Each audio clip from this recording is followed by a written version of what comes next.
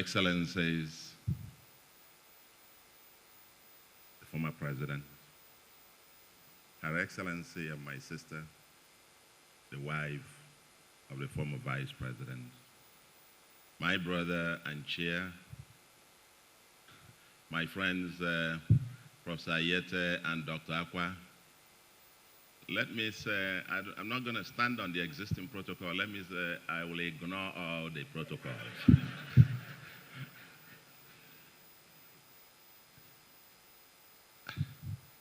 Well, my brother and friend, Mohammed Ibn Chambers, has already said why he contacted me.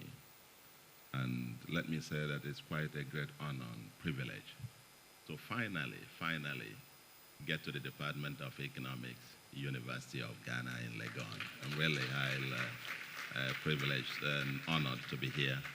And once he spoke to me and told me the venue, the first thing that came out of my mind, will be a chance to see Professor Ayete and so on. And he told me, no, he already left office. And I said, well, I hope he's still in Ghana. We'll find him wherever. So it's really a great pleasure seeing all these friends and so on. And let me, before I get to my speech, just two quick remarks. First is to commend everyone. I mean, not just say the family. Everyone involved in organizing this. And even more so, to commend all of you who have left everything, especially the former former president, to be here. In Africa, it's not very common for us to celebrate someone a year, even a week after he's gone. When you are in office, the crowd follows the office. The day you leave, not to talk about being dead. I'm sorry, you turn around again, and there is nobody anymore.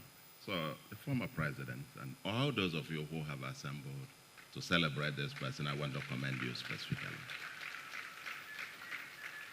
The next is to say that, and it's an apology, when Chairman Ibn Chambers contacted me and said I was just going to speak, just have some notes on one page and just speak to it, just anything, because of my schedule.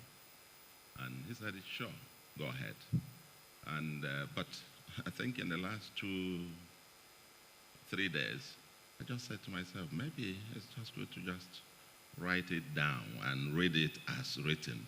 And so I was scribbling. Even yesterday, I was supposed to have maybe dinner. So I said, no, I haven't even written my speech. And so I kept writing till early hours of this morning. I haven't even read back again. So I'm going to read it exactly as I have written it, and bear with me, just if it makes sense.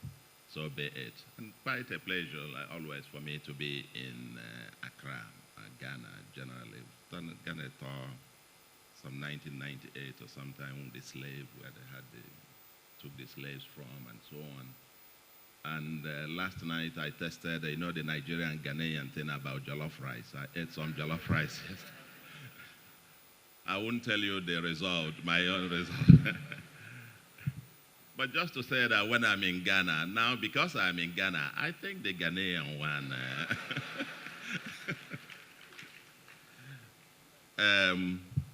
Ladies and gentlemen, let me just get on to it.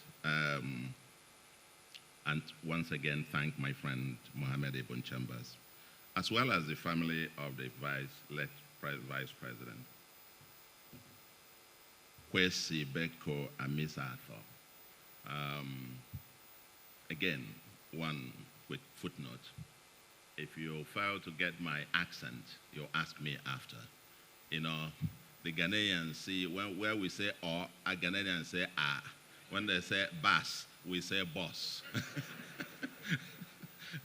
So if you don't get some of my accents, ask me at the coffee break. I call him simply KB, and I will refer to him as KB all through this, for the invitation to speak on this auspicious occasion, which doubles as an economic forum to discuss practical economics, unquote, as well as to launch an endowment fund for the creation of the KB Amissah-Arthur Research Chair in Economics at the University of Ghana. I know many Ghanaian economists, and some of them already here, and central bankers, but I don't recall that a personal encounter with KB. From what I have read about him, I can see that we share a lot of similarities in terms of our career paths. Economist, academic, consultant, public servant, politician, etc. Need to put a footnote that we're trying one leg into that murky waters, and we're still testing how deep that is. There is also a twist of fate. KB was a man who had a date with the 29th, it seems. He was born on the 29th of April and died on the 29th of June.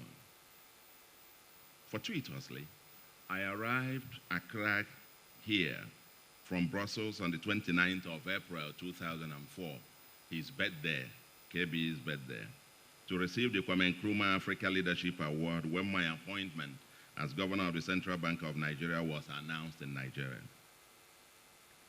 I would say I left office as governor in June 2009, and he became the governor of the Bank of Ghana in October of the same year. Well, my birthday is the 28th, and here I am today celebrating him on the 28th of June, as it were. But perhaps there is even some coincidences or some of faith as well. When I looked at his profile, I realized that he actually taught at the Anambra State College of Education, Awka, in Nigeria. Well, Anambra State happens to be my own state, and Awka happened to now be the capital of my state.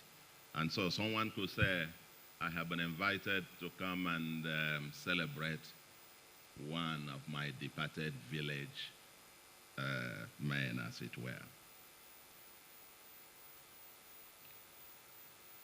What should I focus on this keynote address for this kind of double-barreled occasion? For one, I shouldn't preempt the discussions by the eminent panel, which is to discuss the practical economics, maybe facing Ghana or facing Africa. Ghana, in my view, has a critical mass of solid economists to deal with Ghanaian economic problems. The only thing is, if only you can get a good number of them to agree on any issue. To choose a topic of my interest may totally detract from what should be the focus of this event. KB as an economist, academic, and practitioner. But I am not sufficiently informed to do justice to a tour of his works as an economist, academic, central banker, and VP, so I won't even try.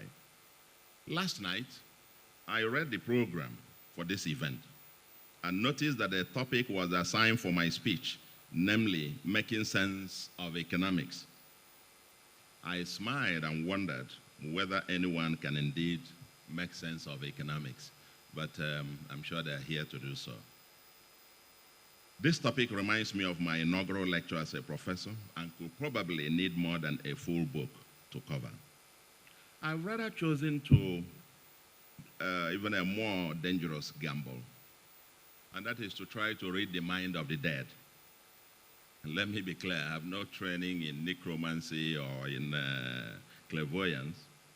Rather, what we've tried to do is to try to imagine if KB were here after 1 year, spending 1 year in, one full year in the outer realm, with hindsight and with full foresight, what will be the kind of footnotes he might share with us? Just trying to imagine what he might say very clearly, footnotes he might drop as he watches us debate and grapple with Africa's economic problems. And even more so, some hints on the possible agenda for the expected research chair of economics. As Kwesi Jr. said, this chair is going to be, as I saw in the program, a research chair. It's a chair on economic research. What might be the kind of hints he might leave as possible agenda for this person if you hire or when you hire one?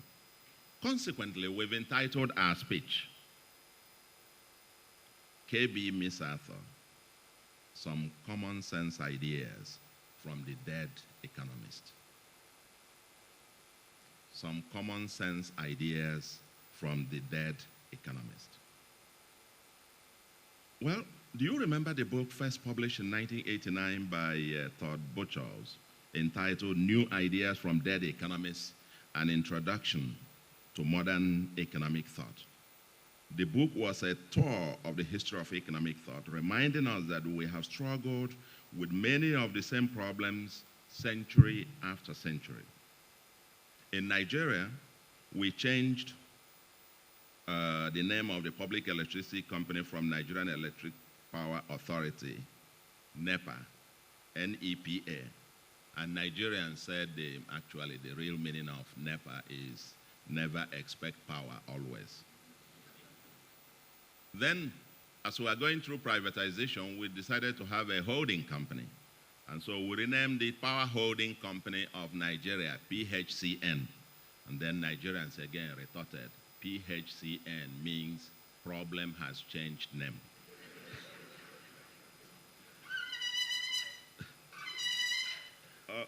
Please, thank you, sorry. Maybe some problems. That might suffice for this event. After all, sometimes a new name or a new language will help to reframe the problem. The context is what KB sees as the frightening changes and possible scenarios in the world and Ghana in a few decades to come. You know, as the dead, it says, he's seen it to infinity. It's probably seen the year 2100. And then there will be about 11 billion people in the world, slightly over 11 billion people in the world, with 40% or about 4.4 billion of them in Africa. Actually, between Africa and Asia, they will have about 83% as projected population then. Accra will be home to about 11 million people and 77 million in Ghana. That's the projection for year 2100. Then, while Lagos will have about 88 million, and Nigeria is on 752 million, just slightly over from about 207 now or so. Then he just came down. By 2050, there will be about 52 million Ghanaians, with Accra hosting some 6 million of them. And with 40% of them under the age of 15 and over 50% under age 24. All these people will need land, water, houses, waste disposal, infrastructure, health, schools, and yes, jobs. By then, Africa might probably become the second USA or some loose confederation, given the deepening integration. We are doing the common free trade area and down the road. Add to this the fact of the breathtaking technological advances, the world of big data, supercomputing, 3 and 4D printing, robotics, artificial intelligence, etc. The challenges of development are increasingly transnational, but policymakers and analysts are still overwhelmed with national and subnational issues. Where is Ghana situated in the world in 2050 or 2100? The world seems to be running at the speed of 200 kilometers per hour, and as the last frontier eager to dominate the 22nd century, Africa needs to be running at the minimum of 500 kilometers an hour. But KB is asking, are we? But are we doing so? So, that's the context. You know, it's seen it far in the future. It says what the challenges is cascading it down to the present. And so let's take a journey of some of those hints. It will probably be dropping with us. We could go into 100 of them, but I just limit it to just 10. But the first point to start with, I'm sure he would tell all of us if he were standing on this podium, is that if it's not broken, why fix it? The last Prime Minister of Singapore, Lee Kuan Yew, was asked to describe the miracle of Singapore. His response was that there was no miracle. Quote, said, get the fundamentals right, a few fundamentals right, and keep doing them right for extended period of time, then you will see the miracle. Let me say this, I don't know what you guys think, but I'm saying this, maybe him coming from the outer space, and some of us flying in from Nigeria probably have something to say, and that is that Ghana is doing relatively well comparatively. On the size of GDP, Ghana is now the 10th largest in Africa as at 2018. It's a member of what I call the B10 countries, the biggest 10 economies in Africa. It's number 10 exactly, as at last year, with GDP growth averaging over 6% recently. Nigeria is stuck at 2%, just for context. Unemployment less than 3%. Nigeria is at 23%. Why youth unemployment is about 13%? That's right, all the stuff I could pull. Nigeria's is 36%. And poverty index 8 to 10% depending on the measure of poverty, whether you use $1.5 or 1.9. Nigeria, some people characterize us now as the poverty capital of the world. Inflation around 9%. And this is very important. Ghana is perhaps, not perhaps, if you go by the publication by the Funds of Peace on the Fragile States Index, Ghana is the most stable country in West Africa. Ghana is ranked number 110 out of 178 countries in the world, and Nigeria ranks number 14, with Yemen and Somalia ranking first and second respectively. So you can put the context. It's ranked from the worst to the best. Nigeria is on the red alert list, and you guys are there very, very far there. I mean, competing with several of the developed countries in the world. So there is something to often, have some cheer. I present comparative figures for Nigeria, not just because it is your West African neighbor, but as Africa's largest economy and whose structure is similar to yours, largely dependent on primary commodities. Whatever Ghana is doing to produce these results, including its macroeconomic stabilization, especially fiscal consolidation and structural policies, it must intensify, albeit with continuing innovations and reforms. Comparisons are not to make you complacent or depressed, but to put your efforts in context. Never take what you have achieved for granted. In my short life, I know several examples of massive implosions from the heights already taken for granted. As analysts, we often focus too much on the half-empty glass than on the half-full glass. A key point is that we must encourage a new positive mindset and a new language. It's quite interesting that when Kwesi Jr. was talking, he referred to the radio programs and the news, morning shows, and so on, and phone-in programs. I developed what I call the newspaper headline index. I want you to pick your newspapers and check out the ratio of positive to negative newspaper headlines per day. Most times very depressing and alarming, at least from my own place and some other African countries that I monitor. I haven't monitored the Ghana's on closely. As if they are screaming, we are finished, kind of thing. Every time, it's all doom and gloom. We will all perish tomorrow. It's finished. Why not sometimes quote, yes, we are making progress, or yes, we can? And I say enough of the excessive obsession with the book of Lamentations.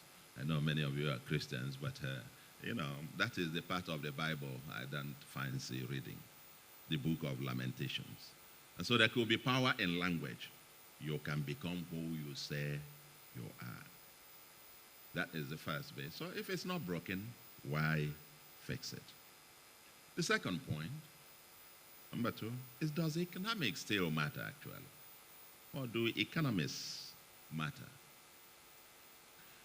The economy is too serious to be left to economists alone, ladies and gentlemen.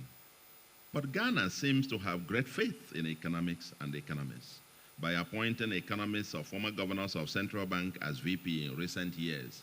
Well, you must be getting ready then. The job is an onerous one. As the saying goes, when a medical doctor makes a mistake, a patient dies. When an economist makes a mistake, a society dies. Tells you about it. Perhaps this is an overstatement. Some 65 years ago, John Maynard Keynes, 1954, expanded the domain of influence to include political philosophers, but still with emphasis on economists, the role of the dominance of economic ideas. He said, and I quote, that the ideas of economists and political philosophers, both when they are right and when they are wrong, are more powerful than is commonly understood. Indeed, the world is ruled by little else. Practical men who believe themselves to be quite exempt from any intellectual influences are usually the slaves of some defunct economist. Madmen in authority who hear voices in the air are distilling their frenzy from some academic scribbler of a few years back. I am sure the power of vested interest is vastly exaggerated compared with the gradual encroachment of ideas. Not indeed immediately, but after a certain interval. For in the field of economic and political philosophy, there are not many who are influenced by new theories after they are 25 or 30 years of age, so that the ideas which civil servants and politicians and even agitators apply to current events are not likely to be the newest. But soon or late, it is ideas, not vested interests, which are dangerous for good or evil. End of quote. It's telling us, well, I'm not sure that the economists were not really being oversold in that particular quote. Economics, in my view, is such a very important subject and yet so much at risk. The 2008-2009 unprecedented global financial crisis exposed us greatly. And lesson then for us in that profession is that our tools lag far behind the complexities of the new economy we are called upon to understand and manage. We muddled through the crisis, but how prepared are we for the next one? Increasingly, we are having too many goals with insufficient instruments to deal with them. The economists talk about violation of the Timbergen rule. Yes, the basics remain. As economists, we know that to change behavior, we change either or both of the incentives and sanctions. What we call the law of demand for a normal good. It's a downward sloping demand curve. The higher the value of a commodity, the higher the price.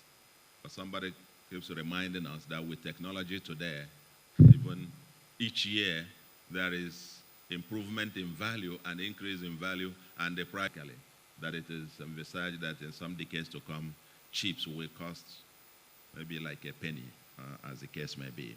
So some of these challenge some of the notions or the foundations of what we call the economics, and as the case may be. But fundamentally, even for the discipline, in a world of big data, a world where in a few decades, literally everyone will be carrying chips with sensors and the instant information transmitted to central servers, and with artificial intelligence continuously writing, upgrading new programs and technology based on this, in what direction will economics and economic research go? For sure, the economy as we know it today will be totally unrecognizable in a few decades to come. In what ways are the curricula of economics training innovating ahead of or in response to the fast-paced new economy? To make economics and the economists to continue to count in developing countries such as Africa, we must multitask. The economists must not just be thinkers or researchers, but change agents, activists, or entrepreneurial academics of some sort. The prospective professor of economic research must not just be an academic researcher. He or she must have great passion for proactive public policy. Publishing 1,000 journal articles may be very good on the CV, but the litmus test is which ones actually changed anything. The usual refrain, those of us especially coming from the academic background, is, quote, "We told them, but they didn't listen," end of quote.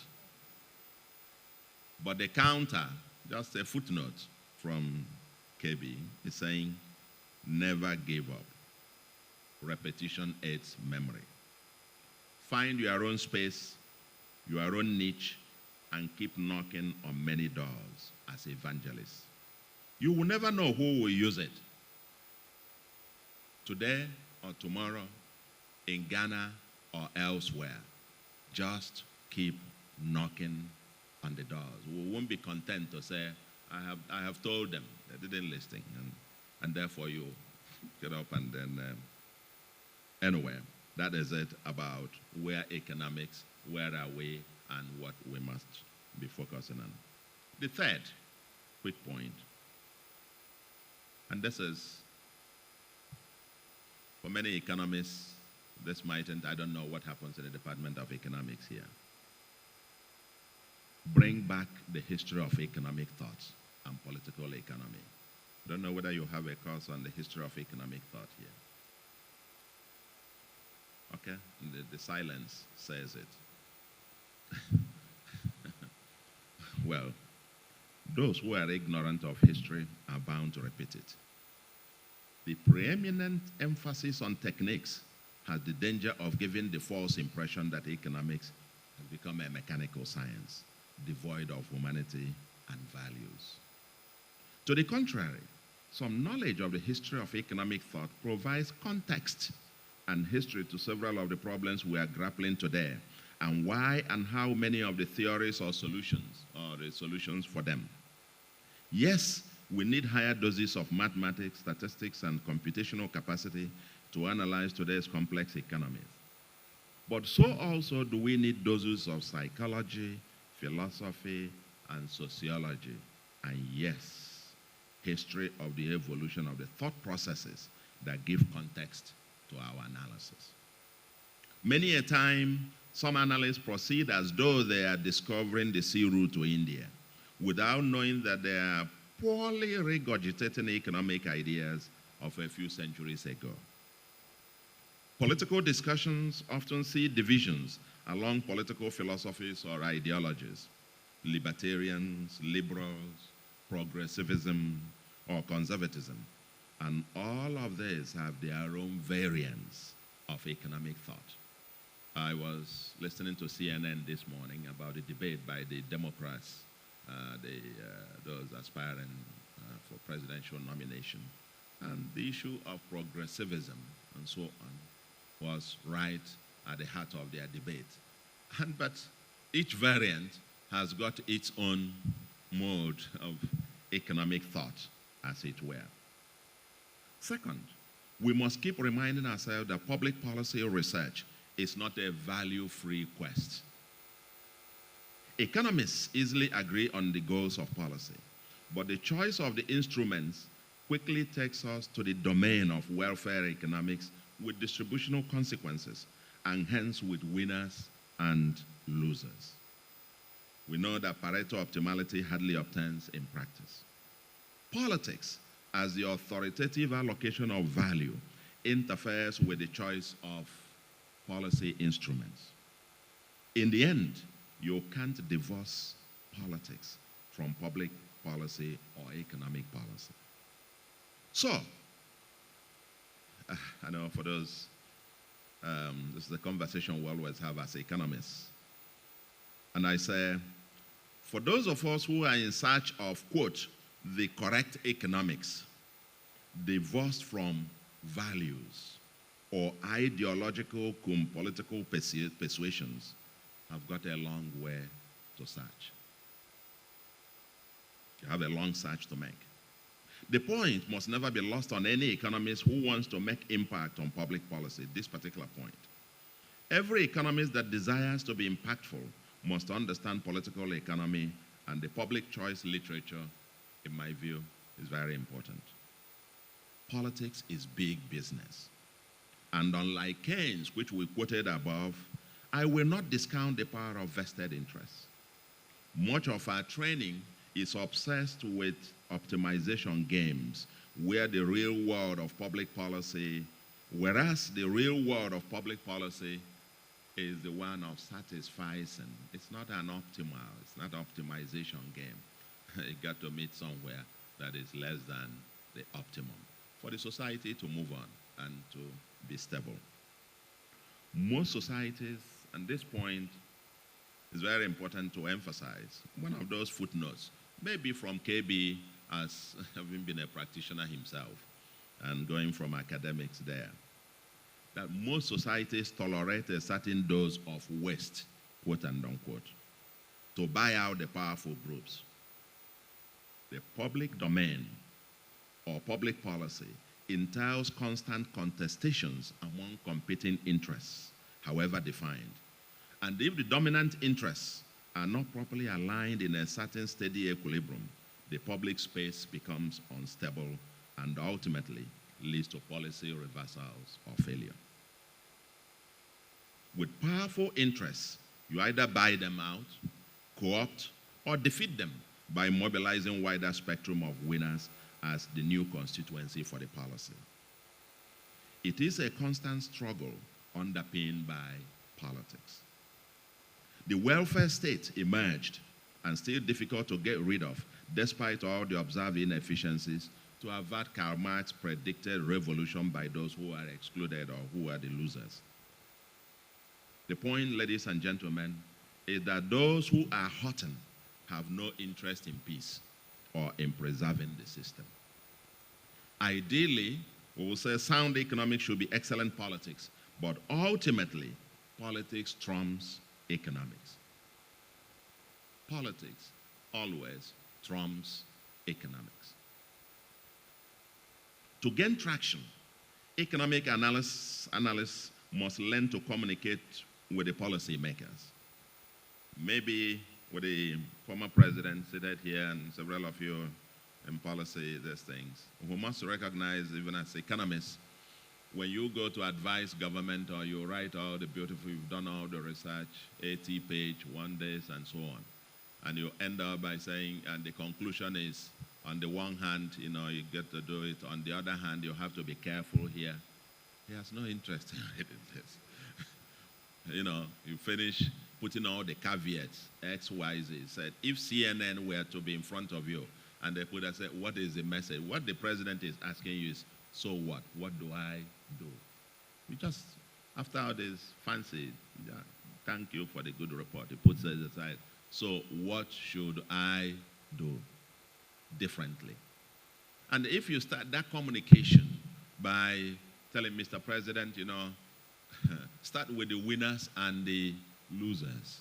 Tell him who is going to benefit and perhaps how this policy will help him to expand the constituency or the domain of influence and him keeping power. I'm sure when he told you 1 minute, I just have only 1 minute with you. When you start by telling him how the proposal will either help him to enlarge the domain of his constituency or help him to keep power, you bet he's going to have 1 hour for you. And that is to say that sometimes the best option, what you consider the best option, may not be chosen. He will choose the option that helps to maximize power and influence. That's what the politician is there for, ultimately. You know, he does public good, and the public good helps him to keep power. And we must understand this, and that's where the public choice literature is very important. An economic practitioner that ignores this point risks total irrelevance.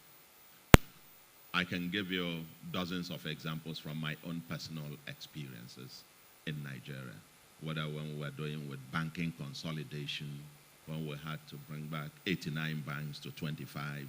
Everybody said it was impossible. It was like a revolution. People couldn't contemplate that it said the word was impossible.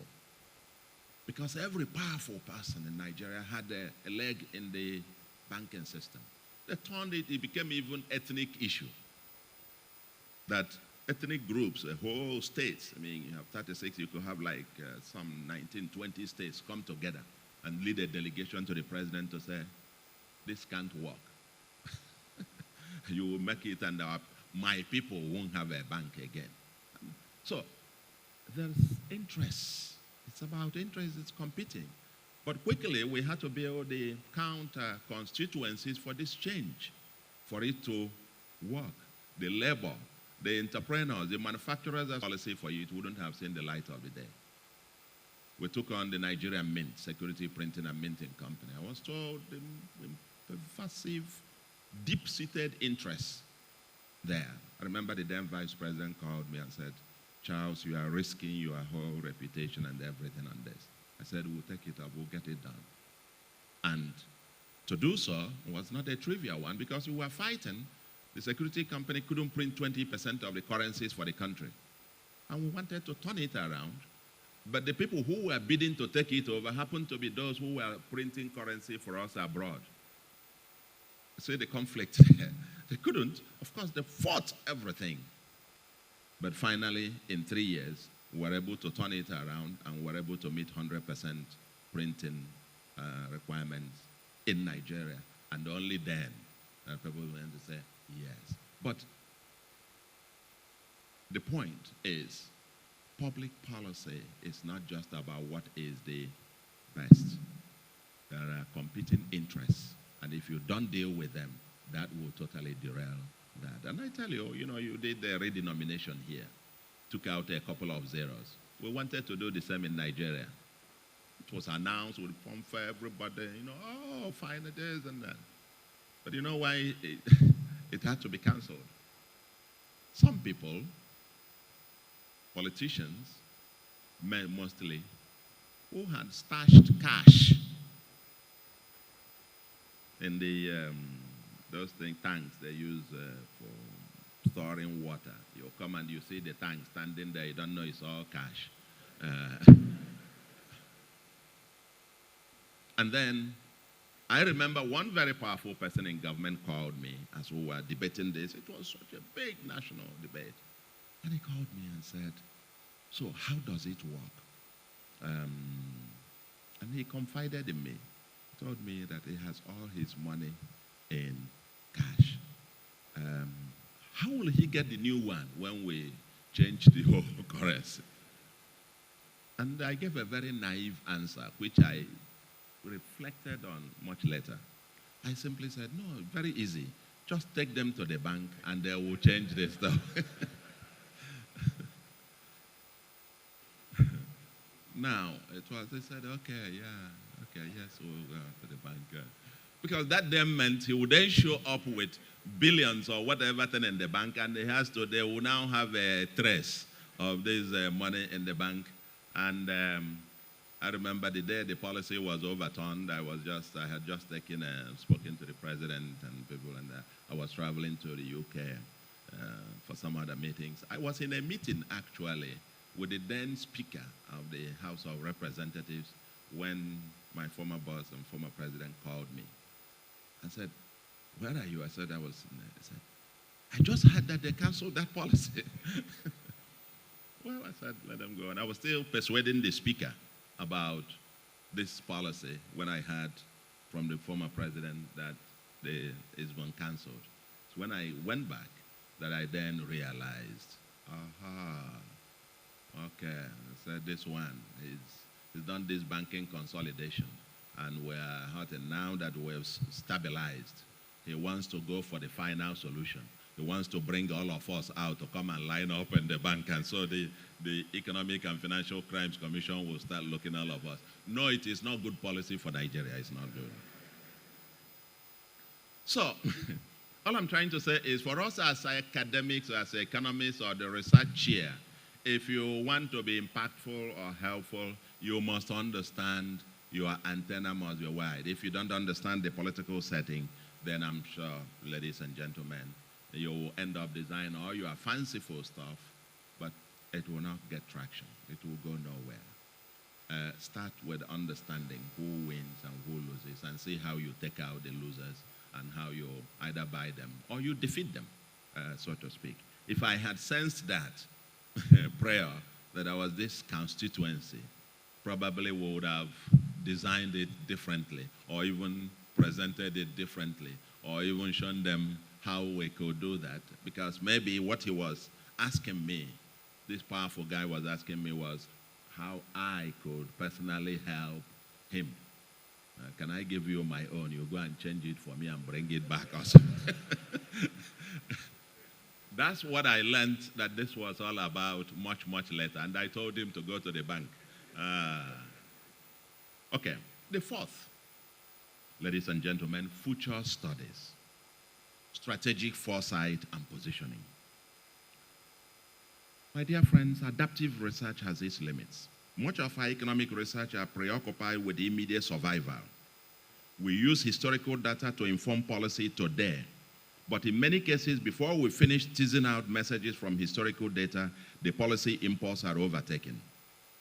Despite Keynes' admonition to focus on the short term, because according to him, in the long run, we are all dead, I want to suggest that the whirlwind of chaos and uncertainty in the world requires new skill sets. We need men who, quote, men who can see tomorrow, end of quote. Future studies, or futurology, is an interdisciplinary field using complex methodology to postulate possible, probable, and preferable futures. Much of the Western societies indulge in strategic foresight. And to survive and compete in the future, we must assemble our best minds in the exercise of strategic foresight. Only those who can realistically anticipate tomorrow will be able to opportunistically position themselves to reap the first mover advantages. I believe that KB is asking us to postulate about the future, 2030, 2050, 2100, etc. Probably the 22nd century will be Africa's century, and it should be supplying much of the world's labor force. How will Ghana position itself? Increasingly, as Ghana's population more than doubles, the struggles for land, water, and natural resources will intensify. Artificial intelligence, together with other future technologies such as robotics, synthetic biology, computational science, quantum computing, and so on and so forth, will, cognitive science, self-driving vehicles, and even will surely produce a totally different social and economic configurations than what we have today.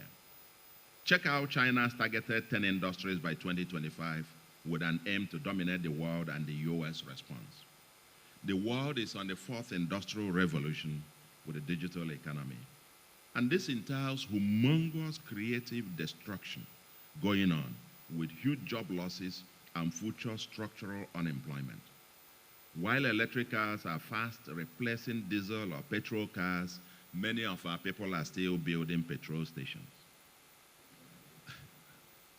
Small shops are proliferating while agglomeration in terms of huge shopping malls together with e-shopping are the trend.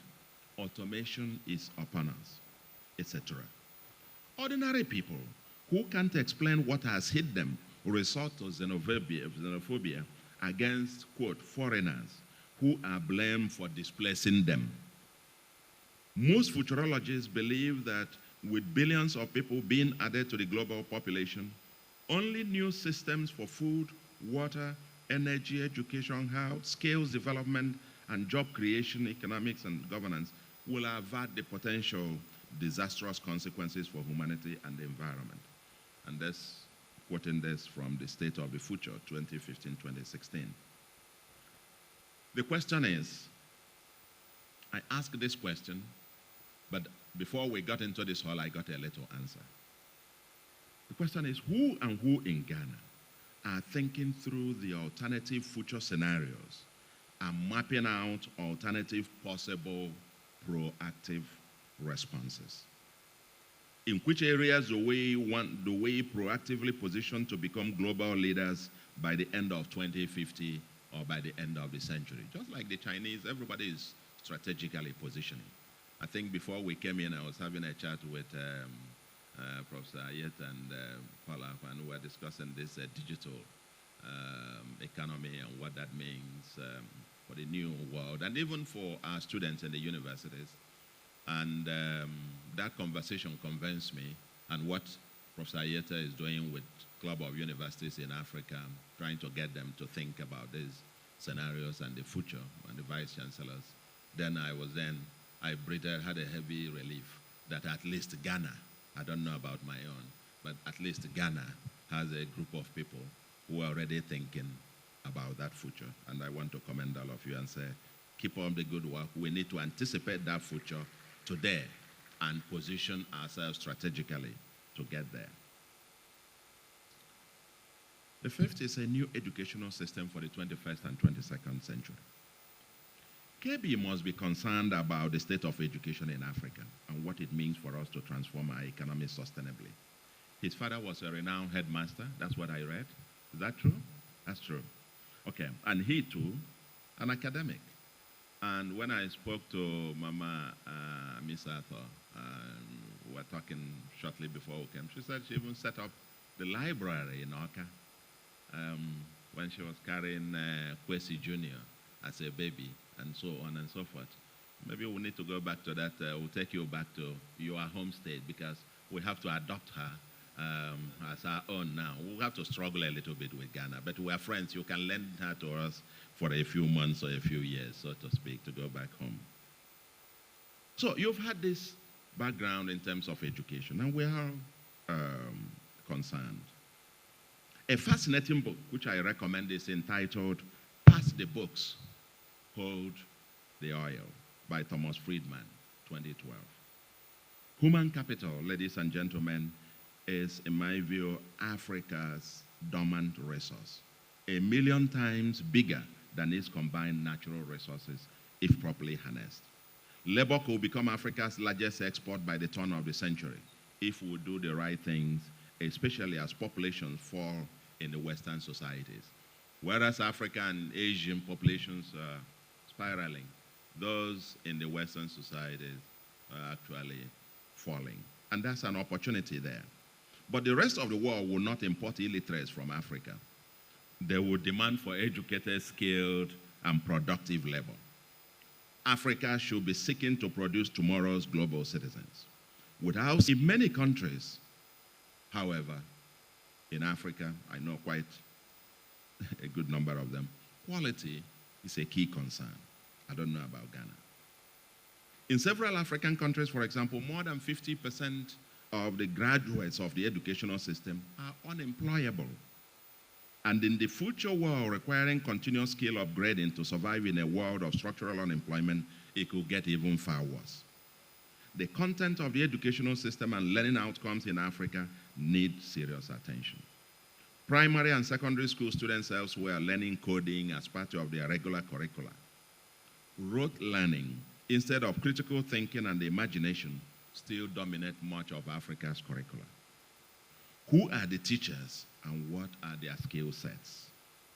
You cannot give what you don't have. Africa should be rethinking teaching modes and how technology could be deployed to ensure lifelong learning for everyone. With technology, it could be possible for people to stay at home and offices and hook on to live lectures everywhere.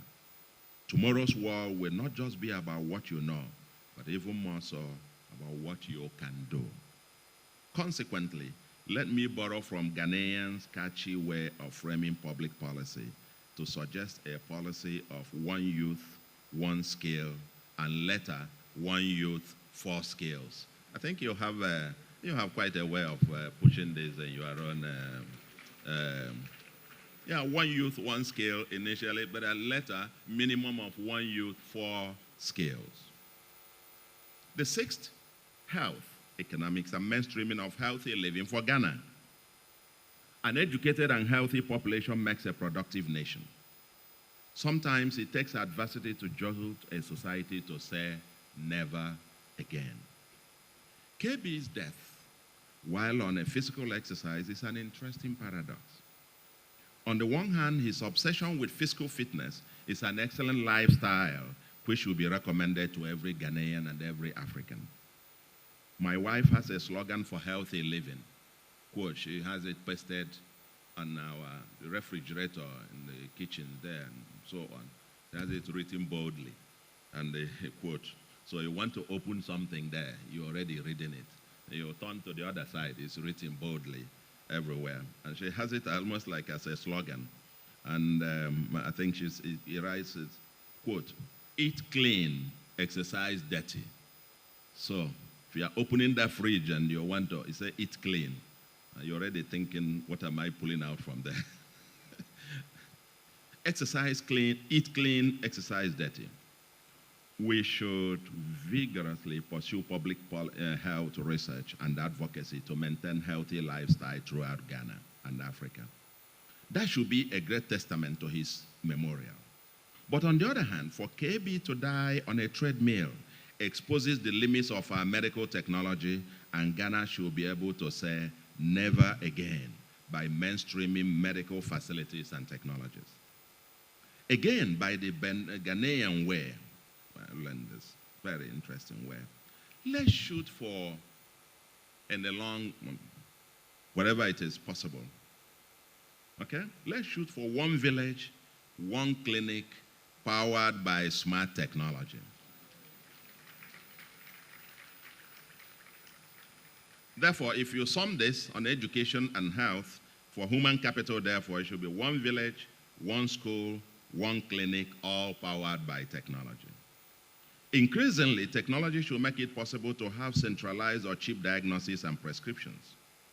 Ghanaian entrepreneurs, and this message I live with the entrepreneurs amongst us, can opportunistically respond to KB's death by researching and manufacturing smart treadmills that should, for instance, be able to automatically switch off once the heart rate reaches a certain unsustainable level. It should, for instance, have light straps that connect the user with the machine. If you don't have the strap on, the machine wouldn't start. And if you are then in use and your heart rises or the heart condition changes in a way that becomes a bit dangerous, it first of all signals an alarm. The thing will begin, spark off an alarm, and then within seconds or minutes on the alarm, it will switch off the treadmill automatically, almost like a circuit breaker. Experts should be able to come up with better ideas, but we need a response in honor of KB.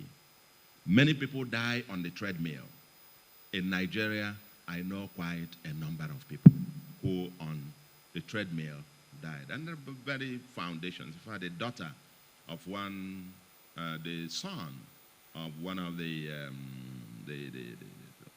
leading entrepreneurs, women entrepreneurs in Nigeria, who owns a pharmaceutical company, one of the largest pharmaceutical conglomerates in Nigeria. The son died, a young boy, I think in his 20s or thereabout, died on a treadmill.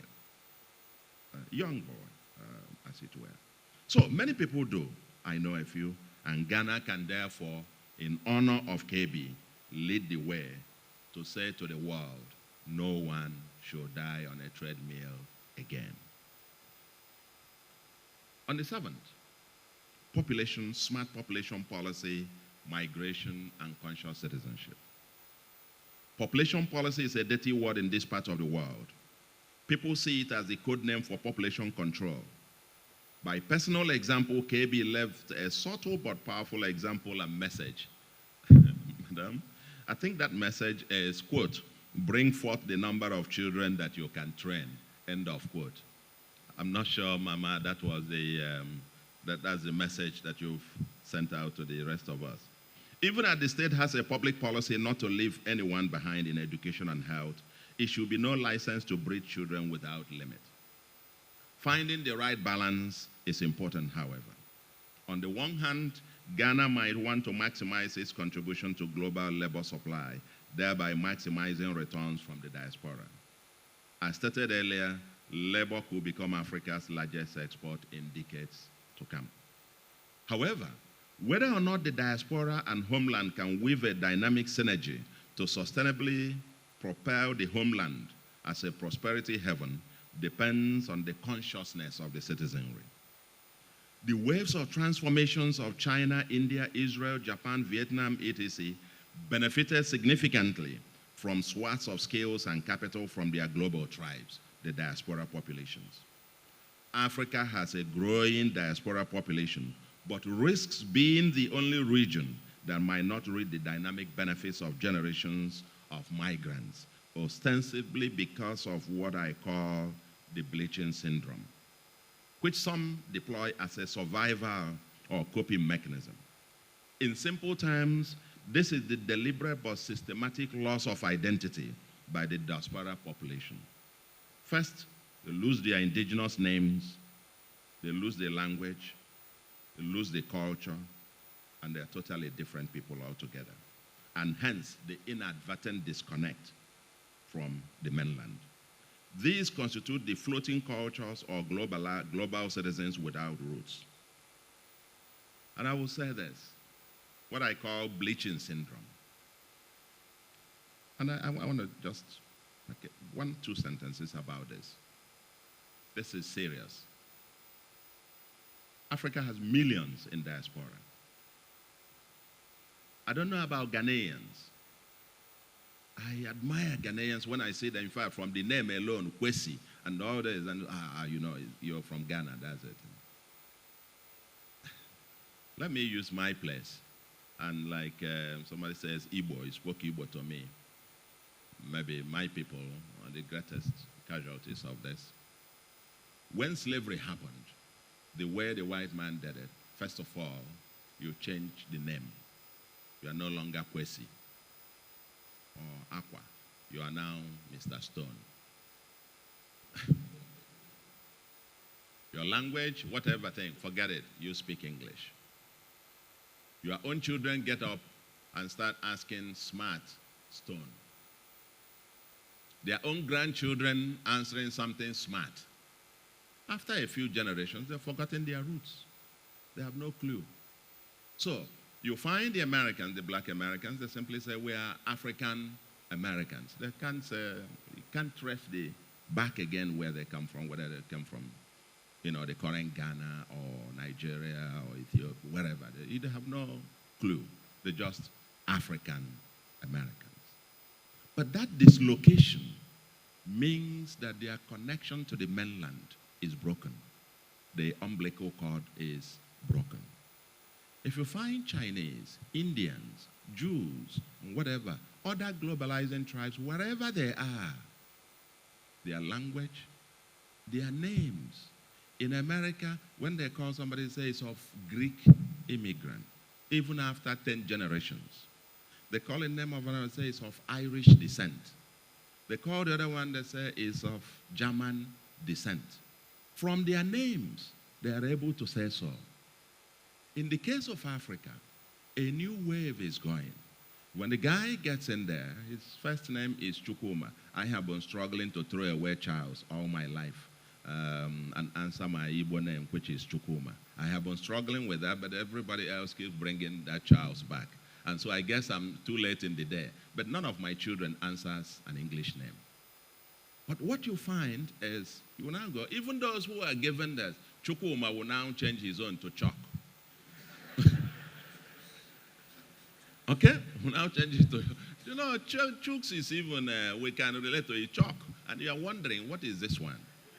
Now, the other ones, they get the African names, they cut off the beginning, they cut off the end, and they leave something at the middle. You have no idea. Now, you have Samuel Peters, and you are wondering, where are you? Are you? So the other children have no such link. You find an Indian or whatever, even after 5th generation migrant, they have accents. Why? The first language they are taught at home is Hindi.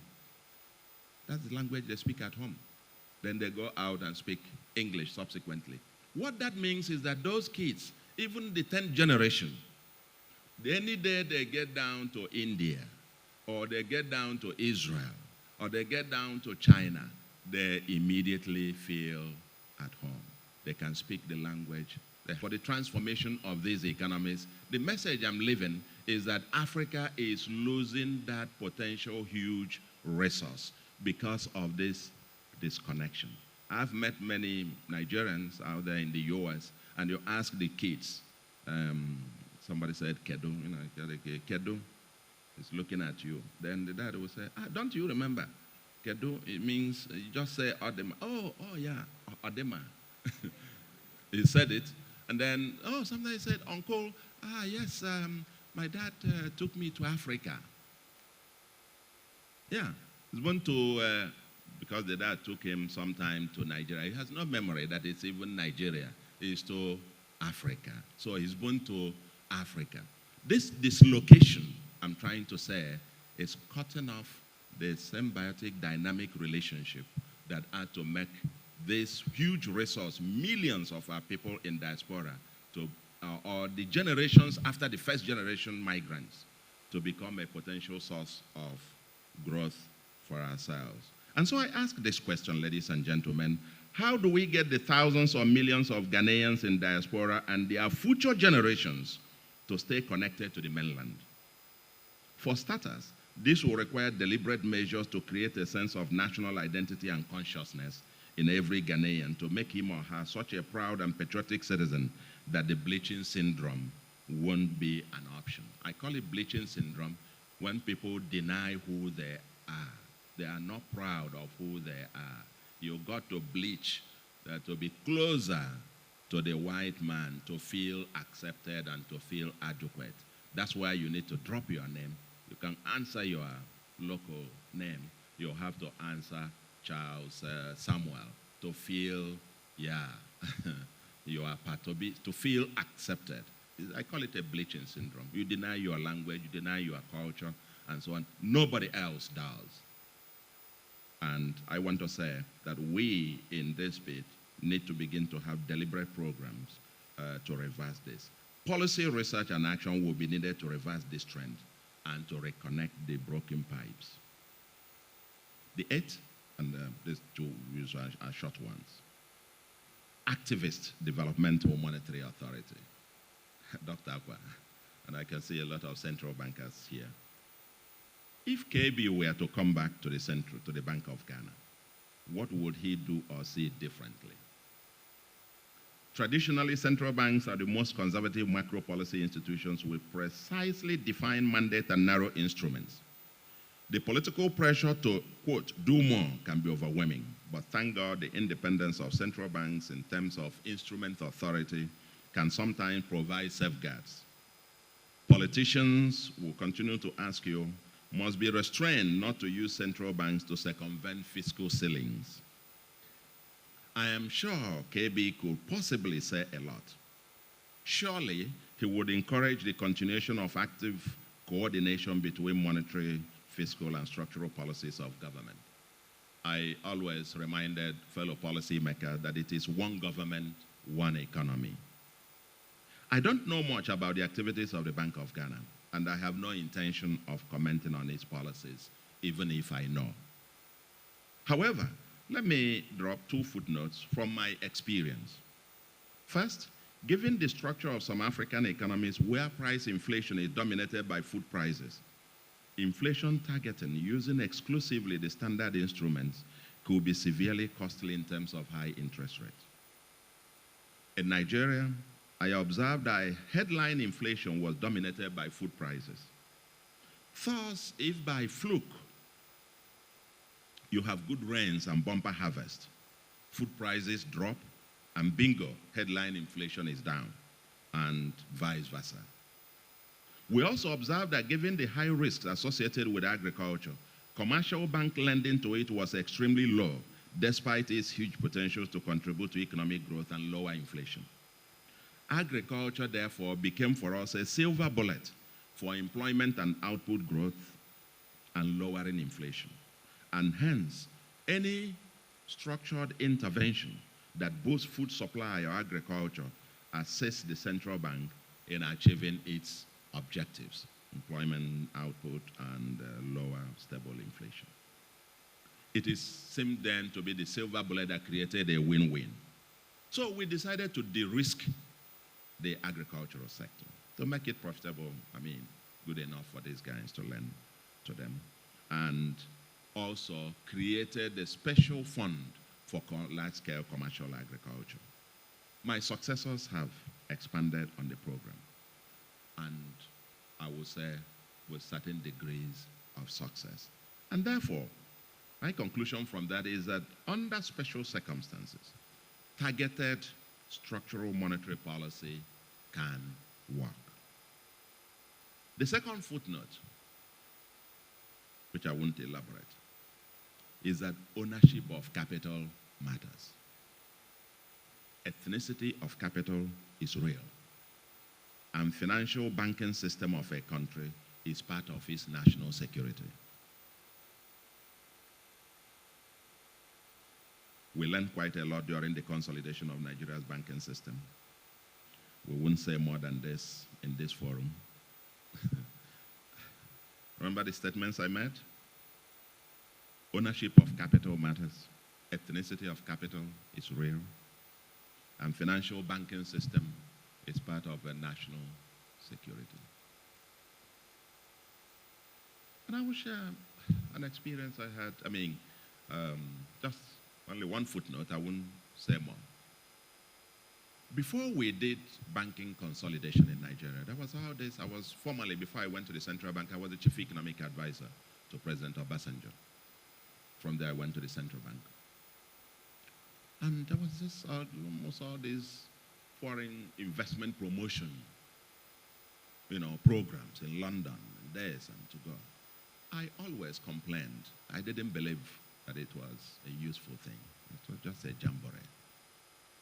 You go there, make all this presentation, you're asking foreigners, come and invest in Nigerian banking system, come and invest in the capital, come and this and so on and so forth.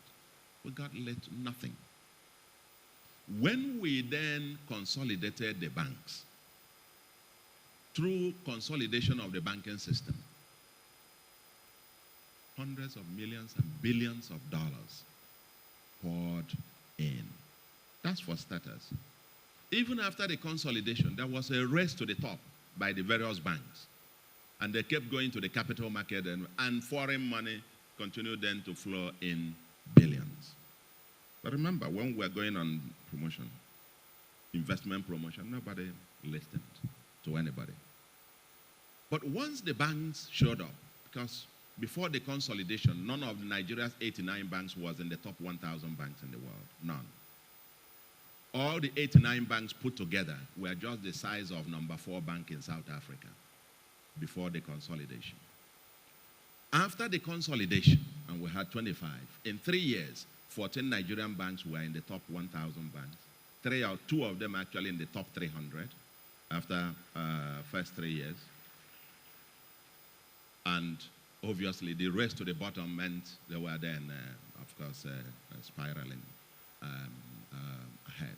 Much of the new capital, the new venture, the Dangotes and so on and so forth of this world that then became huge. He himself has said it in many fora that without the banking consolidation, he would not be anywhere near as big as he is today. Because only then could you have banks. Before then, you needed to syndicate, you needed $500 million, you needed to bring all the banks together. But recently, the Nigerian bank syndicated and put together the $11 billion investment he was making in the downstream, as the case may be. So, with that transformation came something, which is what led me to the point I was making here. The world became interested in the Nigerian banks. They wanted to come. They now wanted to acquire. And one of the major banks in the world, UK bank, I wouldn't mention the name for some reason, they led the entire Africa leadership to see me. They were interested to put in 500 million pounds in the banking system. For starters, they wanted to acquire one of the medium-sized banks then.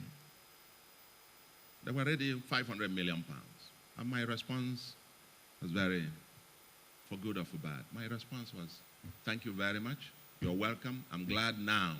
We used to come before to beg you to come to bring money. I'm glad now. We're not asking anybody. And you now trust me to my office. You want to come to put in money. So you are welcome. But you know what? you can go to the Hilton Hotel. We'll give you the forms and all the necessary things to fill. Once you meet the requirement, just go to the Hilton Hotel and sit. I will bring you the banking license to your hotel. Come and establish in your own name, but I will not let you acquire this particular one that you want to take over. These ones, I wanted to grow them to become Nigeria's own champions and multinationals banking thing tomorrow. And if you walk through Heathrow, you might see some of the adverts of these Nigerian banks and so on. Before long, Nigerian banks were all over Africa. At least before I left office, from about 3 branches in Africa to about 37, and almost in most of Europe and America. Because we discovered that there is a huge difference in the risk appetite of the foreign bank versus the domestic bank. Their risk appetite is different. Citibank had then, before then, existed in Nigeria for decades, but they didn't have more than 6 branches in Lagos. So I said to this guy, you just come. This bank had more than 200 branches all around the country. You just come and say, risk this, and you'll be only lending to British businesses, as the case may be. No. Come, I'll give you a license, operate in your own name. No question. But then, that takes me one point. Second point, when I said it's part of national security, they weren't happy about it. And of course, complaints all over. I go to Britain and I'm invited for this policy discussion. I went to the US, then Assistant Secretary of Treasury invited me for a discussion on this particular issue. Why are you not letting, this is a violation of WTO rules. That's what this Assistant Secretary told me. I said, thank you very much, I appreciate it. Before then, I had read about some failed acquisition programs by some people from the Middle East and Chinese and so on, that they wouldn't let, and it came up in at the Congress and so on and so forth. And then I asked him a hypothetical question. What if some Chinese want to buy off Bank of America and JP Morgan Chase tomorrow? What will be your reaction? And listen to the response. He said to me, it depends on the size, on what share that they want to buy. If it's small enough, okay. And then I had got a response to my question. I said, why not? Wouldn't it be free market, WTO? Let them buy Bank of America and let China come and buy off Bank of America and JP Morgan Chase and Citibank. It's the market. Sell it to them. He then smiled. He then realized where I was coming from. I was getting back as a response to the quest about WTO and what that had to be. I know. The appetite. You walk into a bank and you see this guy, the local, you're an entrepreneur, and he understands what you are talking about, and you guys can talk. That's already at least 25% a leg in. You are talking about some region in Ghana. He's not as frightened as this other one is doing risk analysis. No, if you leave Accra, then you are dead, and so on and so forth. So, it was that conversation at the Treasury. Because when we had coffee break after, we were discussing it with some of their officials. It was one of them with whom I was pursuing this particular line of debate, who then made the statement to me that why they wouldn't let that will be because the banking financial system is part of national security. And like I said, I won't elaborate too much on this particular factor, but it is a point for us to bear in mind. 9, and then the 10th one I end. Short one, economics of peace and security. Ladies and gentlemen, economists must pay serious attention to peace and security. Africa is experiencing waves of terrorism, ethnic and religious expansionism, And these have implications for the future that we are trying to foresee and control. Of course, I've talked about the Fund for Peace Fragile States Index. And the analysts must keep keenly a tab on what is happening around us, because much of the shocks of tomorrow are going to be transnational. Economists cannot afford the luxury of conclusions or prescriptions based on ceteris paribus assumptions, all things being equal. In the real world, all things are not equal. To be real and impactful, policymakers need to know that our analysis takes account of the real world SWOTs, the strengths, weaknesses, opportunities, and threats. And finally, institutions matter, the 10th one. Economists need to understand the meta-level governance architecture for delivering sustainable development. They matter greatly, institutions. We must understand and seek reforms of the meta-level governance architecture that can impose binding constraints on the efficiency, effectiveness of public policy. Most analysts romanticize about the developmental states of the East Asian countries, or the strides of Rwanda, Ethiopia, etc. in recent years. We want visionary leaders with long-term strategic thinking and planning. I often raise this question. In how many of these states, how many states with short-term electoral cycle and term limits do we have politicians actually thinking long-term and act beyond the electoral cycles? This is something to get us to think. Politicians want to maximize their stay in power and would often resort to transient populism to achieve it. So if you're looking for them to start dreaming about 21, for them it's slogan. It's concerned about the next election and to win. You will talk the slogans, but go and look at the actual thing that is doing today. The actual thing is doing today is towards the next election, period. Leave the fancy documents.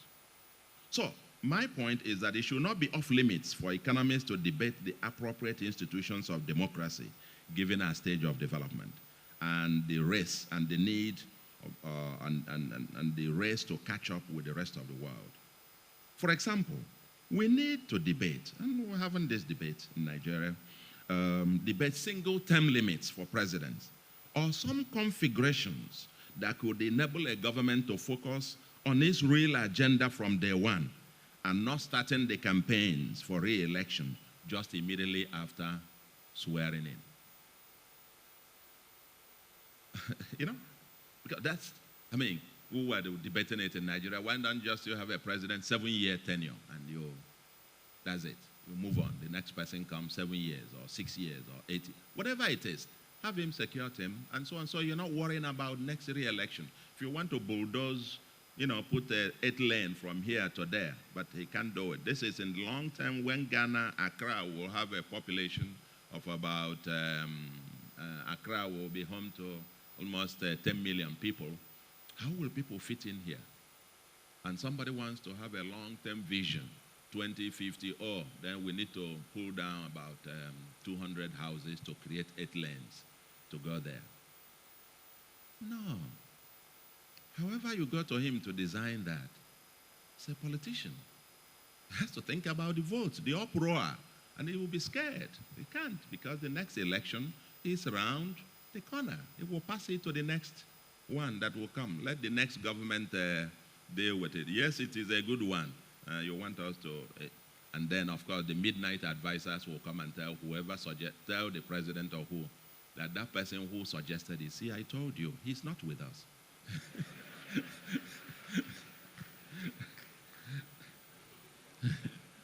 Because in the end, it becomes a loyalty game.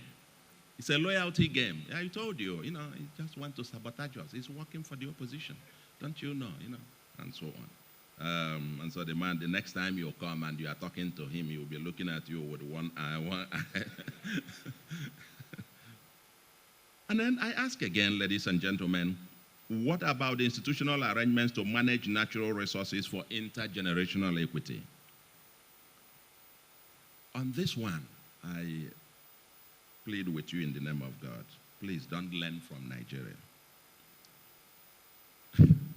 Nigeria, we historically treated oil. Every oil boom, we treated it as a permanent shock. When there is a downturn, we say it's temporary. Once it gets up, and it's for consumption. And all the revenues is for us to consume today. Nobody cares about tomorrow. Let tomorrow worry for itself. And our own institutional arrangement is even enshrined in our Constitution. You get the revenues, you share, and you consume. Over time, consumption has been ratcheting up. Successive governments. Because we treat every downturn as temporary, wherever the prices slumped, we continue to borrow in order to, we are waiting for it to get back up. And over time, we build humongous, unsustainable consumption patterns, bureaucracies that in recent years, almost 10 years now, our recurrent expenditure continuously exceed total government revenue, including oil, to a point that literally we are even part of the borrowing is to finance recurrent expenditure. Every penny spent on any capital is borrowed. And I am saying, Ghana, please, in the name of God, don't learn that lesson from us. Maybe you can begin to redesign yours. I don't know what the situation is here. And, of course, the politician with 4-year electoral cycles, no one will want to fix the problem, just like I gave with the issue of, demolishing houses. Nobody wants to tackle it because who wants to be the one responsible for sacking, rationalizing institutions and sacking maybe 10,000 public servants, and as the case may be. It's a political hot potato. So what every successive government does is to kick down the can down the road. You just see the can there, an empty can on the road. You just kick it, hoping that another one comes. Nobody wants to pick it and put in the trash can. We'll keep kicking it down the road and hope that somehow you'll wake up in the morning and the can will disappear. And I'm saying to Ghana, and I hope, please, don't learn that from us. These natural resources belong to current and future generations. How do we manage them such that they benefit current and future generations? Again, it goes down to understanding the institutional mechanism, the governance infrastructure that makes it impossible for the political actors to be able to act on what is expedient for the country in the long term. I don't blame them. That's why I said we should pay attention to political economy. If you don't understand what gets them to act, then you will sit down and say, if only they are good leaders, if only they have good vision, if only they have, I'm sorry, the good vision, this thing is circumscribed by the institutions around which they work. And that is a chicken and egg problem. Sometimes somebody said to me, it's good leadership. I say yes, but you also need a good system. If you don't have a good system, my perfect analogy is Messi and Ronaldo. They are fantastic footballers about system and leadership. And okay? That's the system. Ronaldo and Messi might become the worst footballers. In fact, the people who might become the best footballers in the cassava farm might be the street urchins who are there, who know, crisscross the farm and barefoot and so on. They will be the one to jump over here. Ronaldo is looking for the thing to go and dribble. No, there's no dribbling. You have to jump over the mound of yam and so on and so forth. So sometimes the system itself creates the framework under which and can even determine the kinds of leadership that could emerge and the boundaries within which they could operate. And that's why, like I said, economists, as we want to make impact, we must all be involved in thinking through this, because sometimes it becomes a chicken and egg. come up with fantastic policies. It can't work because the system just doesn't make for, it's not built for efficiency. It's not built for effectiveness. In Nigeria's case, I say that the kind of federalism that we run is designed for consumption, and we're expecting it to become a competitive system. You cannot expect a system built for consumption to become a productive one. We're just mixing it up so the system can become overarching binding constraint. Just 2-3 sentences to conclude. There are dozens of other common sense ideas we could share, but we must conclude, ladies and gentlemen. As I was writing, kept writing till 3 this morning, I said, no, you just have to conclude this one. It's good. I looked at the word count, it was expanding, so we have to conclude. One of the key messages we have emphasized here so far is that for our research economists to be impactful, they must not only be seasoned economists, but must also possess more than a casual understanding of how the polity works. Our concluding message will be to urge our academics and professionals to get actively involved or stop complaining. Yes, focus intensely on your work at the personal level. Be the change you want to see at the personal level, and let the change start with you. Fantastic. But for a country such as Ghana, Nigeria, many other African countries, the marginal value of every highly educated or skilled person is huge. And only through multitasking can the full potentials be exploited for the society. We can't afford the luxury of contentment with just doing my work, quote and unquote. Get involved in the public conversation, and if possible, public service, because ultimately, public service is the best form of philanthropy. We don't just live, we live to matter. The man we have come to celebrate today presents us with an example to emulate. KB's life crisscrossed many areas and countries in Africa as an economist, academic, consultant, public servant, and politician. His works have touched thousands and millions of lives. He lived, he mattered, a hugely impactful life. As we discuss the practical economics for Ghana and Africa, and more so as the chair of economic research takes his or her chair at the Department of Economics, may we always ask, how would KB have done it differently to make a difference? If we keep that focus, then in my view, KB may have died, but his essence will then continue to live with us. Thank you very much, and God bless you.